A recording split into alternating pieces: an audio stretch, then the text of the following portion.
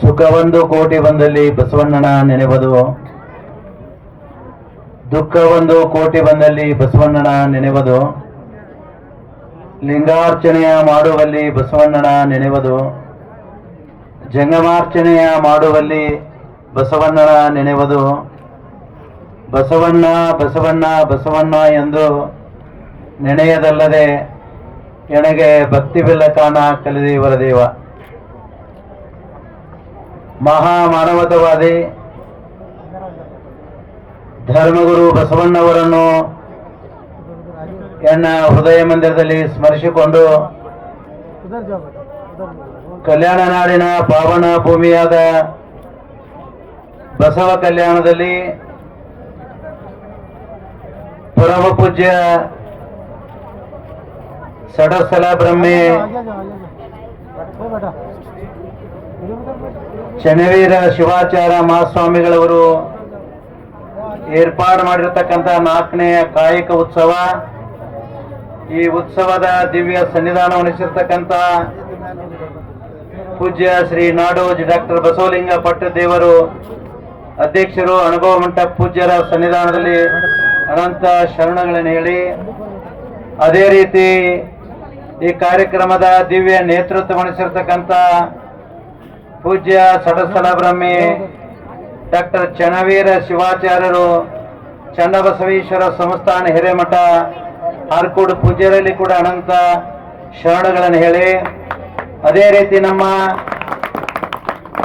ಬಸವ ಧರ್ಮ ಪೀಠದ ಮಹಿಳಾ ಜಗದ್ಗುರು ಆಗಿರ್ತಕ್ಕಂಥ ಪೂಜ್ಯ ಗಂಗಾಮಾತೆ ತಾಯಿಯವರಲ್ಲಿ ಕೂಡ ಅನಂತ ಶರಣಗಳನ್ನು ಹೇಳಿ, ಸಾಯಿಗಾವದ ಶಿವಾನಂದ ಮಹಾಸ್ವಾಮೀಜಿಯವರಲ್ಲಿಯೂ ಅನಂತ ಶರಣಗಳನ್ನು ಹೇಳಿ, ಈ ಸಮಾರಂಭದಲ್ಲಿ ಪಾಲ್ಗೊಂಡಿರುವ ಎಲ್ಲ ಗಣ್ಯ ವ್ಯಕ್ತಿಗಳಲ್ಲಿಯೂ ಹಾಗೂ ಡಾಕ್ಟರ್ ಗಂಗಾಂಬಿಕಾ ಅಕ್ಕ ತಾಯಿಯವರಲ್ಲಿಯೂ ಇಲ್ಲಿ ನೆರೆದಿರ್ತಕ್ಕಂಥ ಸಮಸ್ತ ಶರಣರಲ್ಲಿ ಮತ್ತು ಶರಣೆಯರಲ್ಲಿ ನನ್ನ ಅನಂತ ಶರಣಾರ್ಥಿಗಳು.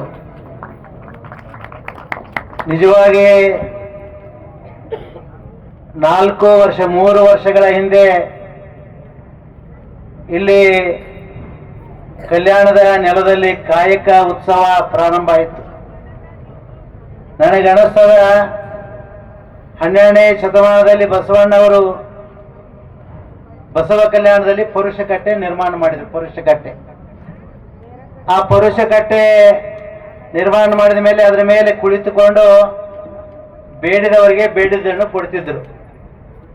ಆದ್ರೆ 21ನೇ ಶತಮಾನದ ಒಂದು ಪುರುಷ ಕಟ್ಟೆ ಅದ. ಆ 21ನೇ ಶತಮಾನದಲ್ಲಿ ಪುರುಷ ಕಟ್ಟೆ ಯಾವುದಂದ್ರೆ, ಅದು ಎಲ್ಲರ ಜೊತೆ ಮಾತಾಡ್ತದ, ಎಲ್ಲರ ಯೋಗಕ್ಷೇಮ ಕೇಳ್ತದ, ಯಾರೇ ಬಡತನದಲ್ಲಿ ಬೆಂದು ಬಂದವರಿಗೆ ಆಶೀರ್ವಾದ ಮಾಡ್ತದ, ಅದರ ಜೊತೆಯಲ್ಲಿ ಕಾಯಕ ಪುರಸ್ಕಾರಗಳನ್ನು ಕೊಡ್ತದ. ಅಷ್ಟೇ ಅಲ್ಲದೆ ಎಲ್ಲರಿಗೂ ಸಮಾನತೆ ರೀತಿಯಿಂದ ನೋಡಿಕೊಳ್ತದ. ಗುರು ವಿರಕ್ತರು ಭೇದ ಭಾವನೆಯನ್ನು ಮಾಡಲಾರದೆ ಒಂದೇ ಅಂತ ಹೇಳಿ ಸಾರತಕ್ಕಂಥ ಒಂದು ಪುರುಷ ಕಟ್ಟೆ ಯಾವುದಾದಿದ್ರೆ ಅದೇ ಹಾರ್ಕೂಡದ ಚನ್ನವೀರ ಶಿವಾಚಾರ್ಯ. ಬಹಳ ಚೆನ್ನಾಗಿ ಇವತ್ತಿನಾಗಿ ಯಾಕೆ ಈ ಮಾತನ್ನು ಹೇಳ್ತಾನಂದ್ರೆ, ನಡೆದಾಡುವ ಪುರುಷ ಕಟ್ಟೆ ಅದು. ಎಲ್ಲರೂ ಯಾರೇ ಹೋಗ್ಲಿ, ಇವತ್ತು ಬಡವರು ಹೋಗ್ಲಿ, ಬಲ್ಲಿದರು ಹೋಗ್ಲಿ, ಸಣ್ಣವರು ಹೋಗ್ಲಿ, ದೊಡ್ಡವರು ಹೋಗ್ಲಿ, ಅಧಿಕಾರಿಗಳು ಹೋಗ್ಲಿ, ಅಧಿಕಾರಿ ಇಲ್ಲದವರಿಗೆ ಹೋಗ್ಲಿ, ಎಲ್ಲರಿಗೂ ಕರೆದು ಸಮಾನತೆಯಿಂದ ಅಂತ ಆಶೀರ್ವಾದ ಮಾಡಿ ಕಳಿಸ್ತಕ್ಕಂಥ ಒಂದು ದಿವ್ಯ ಶಕ್ತಿ ಯಾವುದಂದ್ರೆ ನಮ್ಮ ಹಾರ್ಕೂಡದ ಚನ್ನವೀರ ಶಿವಾಚಾರ್ಯ ಅವರು ಇಲ್ಲಿ ಕಾಯಕ ಉತ್ಸವ ಅಂತ ಪ್ರಾರಂಭ ಮಾಡಿದ್ರು. ಇದು ನಮ್ಮ ಬಸವ ಸೇಡಂ ಅವರು ಇಲ್ಲಿ ಯಾವಾಗಲೂ ಬಸವ ಕಲ್ಯಾಣ ಬೆಳೆಬೇಕನ್ನತಕ್ಕಂಥ ಒಂದು ಸಂದರ್ಭದಲ್ಲಿ ಕಾಯಕ ಉತ್ಸವ ಯಾರು ಮಾಡ್ತೀರಿ ಅಂದಾಗ ಅದನ್ನ ಹಾರ್ಕೋಡಪ್ಪ ಅವ್ರು ಹೇಳಿದ್ರು, ನಾ ಮಾಡ್ತೇನೆ ಕಾಯಕ ಉತ್ಸವ ಅಂತಂದ್ರು. ಅಂದ್ರೆ ಯಾಕಂದ್ರೆ ಅವ್ರು ಕಾಯಕ ಮಾಡ್ತಾರಂತ ಸಲುವಾಗಿ ಕಾಯಕ ಉತ್ಸವ ಮಾಡ್ತೀವಿ ಅಂದ್ರು. ಯಾಕಂದ್ರೆ ಕಾಯಕ ಮಾಡೋದು ಸಾಮಾನ್ಯ ಅಲ್ಲ. ನಮ್ಮಲ್ಲಿ 12ನೇ ಶತಮಾನದಲ್ಲಿ ನೂಲಿ ಚಂದಯ್ಯ ಅಂತ ಬರ್ತಾರೆ. ಆ ನೂಲಿ ಚಂದಯ್ಯನವರು ನುಲ್ಕಿ ಹೋಗ್ತಕ್ಕಂಥ ಸಂದರ್ಭದಲ್ಲಿ ಅಂಗದ ಮೇಲೆ ಇರ್ತಕ್ಕಂಥ ಲಿಂಗ ಕೆಳಗೆ ಬಿತ್ತು. ನೀರು ಕೆಳಗೆ ಬಿದ್ದಾಗ ಅವರು ನುಲ್ಕಿ ಕೊಯ್ಕೋತಾ ಮುಂದೆ ಹಿಡಿದ್ರು ಲಿಂಗಯ್ಯ ಬೆನ್ನು ಹತ್ತಾನ. ಲಿಂಗಯ್ಯ ಬೇಣತ ಚಂದಯ್ಯ ಚಂದಯ್ಯ ನಿಲ್ಲು ನಿಲ್ಲು ಅಂತಾನೆ. ಆದ್ರೆ ಚಂದಯ್ಯ ಹೇಳ್ತಿದ್ದಾನೆ ಕಾಯಕದಲ್ಲಿ ನಿರತನಾದಡೆ ನಾನು ನಿಲ್ಲಂಗೆಲ್ಲ ನೀ ಬಾಳ್ಬೇಕಾದ್ರು ಬಿಡು ಅಂತಾನೆ. ಯಾರಿಗೆ? ಲಿಂಗಯ್ಯಗೆ. ಲಿಂಗಯ್ಯ ಬೆಂಡ್ ಹತ್ತಿ ಬಂದಾಗ ಅವಾಗ ಕೊನೆಯದಾಗ ಏನಾಗ್ತದೆ ಅಂದ್ರೆ ಅಲ್ಲಿ ಒಂದು ನಿರ್ಣಯ ಆಗ್ತದೆ. ಏನ್ ನಿರ್ಣಯ ಆಗ್ತದಂದ್ರೆ ನೀನು ಕಾಯಕ ಮಾಡ್ತಾನೆ ಅಂದ್ರೆ ನನ್ನ ಜೊತೆ ಬರ್ಬೇಕಂತ ಹೇಳ್ತಾರೆ. ಅವಾಗ ಏನ್ ಕಾಯಕ ಮಾಡ್ಬೇಕಂತಾರಂದ್ರೆ ಕೇಳಿದಾಗ ನಾ ಹಗ್ಗದ ಕಣ್ಣಿ ಮಾಡ್ತಾನೋ ನೀ ಮಾರ್ಕೊಂಡು ಬರ್ಬೇಕಂತ ಹೇಳಿ ದೇವರಿಗೂ ಕಾಯಕ ಹಚ್ಚಿದವ್ರು 12ನೇ ಶತಮಾನದ ಶರಣರು. ದೇವರಿಗೂ ಕಾಯಕ ಹಚ್ಚಿದಾರೆ. ಮನುಷ್ಯರು ಅಷ್ಟೇ ಅಲ್ಲ, ದೇವರಾದವರು ಕಾಯಕ ಮಾಡಬೇಕು. ಕಾಯಕ ಅಂದ್ರೆ ನಮ್ಮ ಸಮಾಜದಲ್ಲಿ ಈ ಆರ್ಥಿಕ ಪರಿಸ್ಥಿತಿಯ ತಳಹದಿ ಯಾವ್ದಾದಿದ್ರೆ ಅದು ಕಾಯಕ. ಇನ್ನು ಪಂಚ ಯೋಜನೆಗಳಂತ ಬರ್ತಾವಲ್ಲ ಸರ್ಕಾರದಲ್ಲಿ, ಹಲವಾರು ಯೋಜನೆಗಳನ್ನು ಮಾಡ್ತಾರಲ್ಲ, ಆ ಯೋಜನೆಗೆ ಬುನಾದಿ ಯಾವ್ದಂದ್ರೆ ಕಾಯಕ.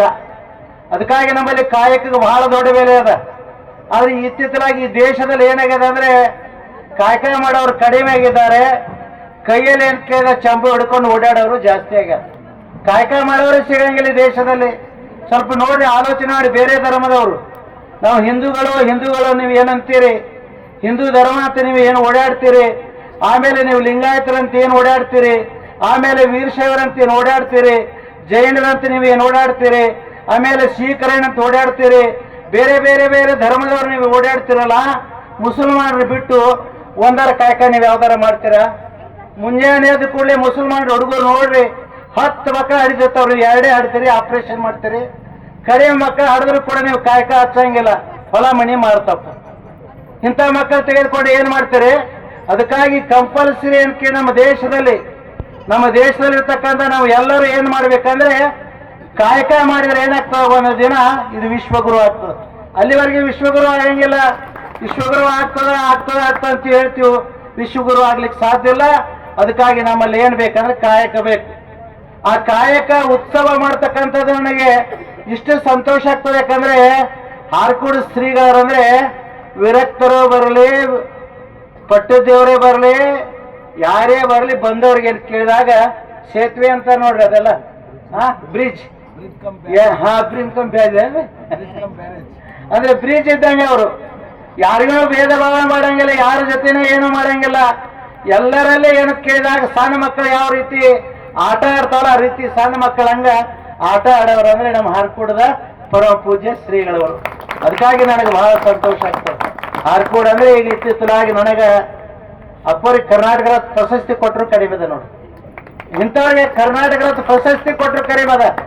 ಯಾವ ಪ್ರಶಸ್ತಿಗೆ ಏನೋ ಕೇಳಿದಾಗ ಅವರು ಆಸೆ ಪಡೋರಲ್ಲ, ಅದು ಎಷ್ಟು ಕೆಲಸ ಮಾಡ್ತಾರಂದ್ರೆ ಎಲೆಮರೆಕಾಯಿ ಅಂತೆ. ಮತ್ತು ಯಾವುದೇ ಪ್ರಚಾರ ಇಲ್ಲ, ಯಾವುದೇ ದೊಡ್ಡ ಇದನ್ನ ಮಾಡ್ಕೊಳಂಗಿಲ್ಲ. ಎಲೆಮರೆಕಾಯಿ ಅಂತೆ ತಮ್ಮ ಜೀವನವನ್ನು ಏನ್ ಮಾಡ್ತಾರಂದ್ರೆ ಮುಡುಪಾಗಿಟ್ಟಿದ್ದಾರೆ. ಈ ಧರ್ಮಕ್ಕೆ ಮುಡುಪಾಗಿಟ್ಟು ಯಾರು ಮಾಡಿರತಕ್ಕಂಥ ಸೇವೆ ಮಾಡ್ತಾರಲ್ಲ ಅಂಥವ್ರಿಗೆ ಕರ್ನಾಟಕ ರತ್ನ ಕೊಟ್ರೆ ಏನು ಇದಾಗ್ತದ್ರಿ? ಏನಾಗ್ತದೆ ಹೇಳ್ರಿ? ಏನೋ ಯಾಕೆ ಇಂಥವ್ರಿಗೆ ಕೊಡಬೇಕು. 2 ಜನ ಆಶ್ರಯ ಪಡಿತಾರೆ ನೋಡ್ರಿ, ಮಕ್ಕಳಾಗ್ಲಿ ಎಲ್ಲರೂ ಅಲ್ಲಿ ಆಶ್ರಯ ಪಡಿತಿದ್ದ. ಅದಕ್ಕಾಗಿ ಕಾಯಕ ಅಂದ್ರೆ ಏನು ಒಂದು ಮಾತು ಹೇಳಿ ನನ್ನ ಮಾತು ಮುಗಿಸ್ತೀನಿ. ಯಾಕಂದ್ರೆ ಈ ಕಾಯಕ ಅಂದಾಗ ಒಂದು ಲಾಲ್ ಬಹದ್ದೂರ್ ಶಾಸ್ತ್ರಿಜವರು ಒಂದು ದೃಷ್ಟಾಂತ ಹೇಳ್ತಾನೆ.